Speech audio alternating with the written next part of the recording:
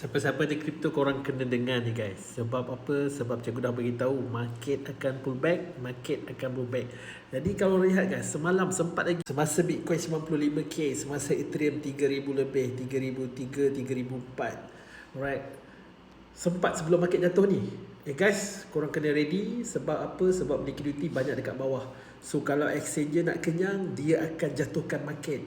Sebab apa? Bila jatuhkan market, baru diorang kenyang. So sekarang kalau lihat liquidation sekarang, right, dalam masa 4 jam sahaja,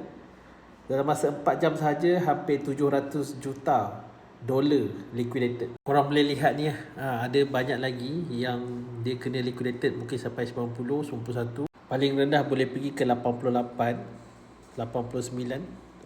Normal mungkin jatuh sekitar 90-91k je. Tapi korang kena faham, korang jangan panik guys. Sebab ini adalah pullback sebelum market naik.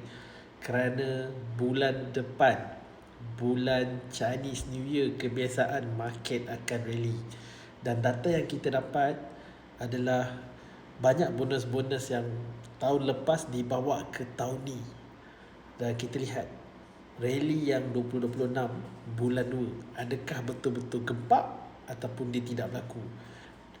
Kalau korang nak tahu, join webinar cikgu Ahad ni. Kita akan kongsikan tentang rally pada Chinese New Year bulan depan. Jadi kalau lihat market structure pun memang dia nak naik, sekarang tengah pullback. This is a golden opportunity untuk masuk, untuk kita tuai hasil pada minggu depan, bulan depan. Jangan panik, jangan takut. Market structure time frame yang terkini, memang market dah breakout, sekarang tengah pullback. Next month market boleh capai 100 lebih. Mark my word, tak percaya kau save video ni untuk tunjukkan bulan depan sampai 100 lebih.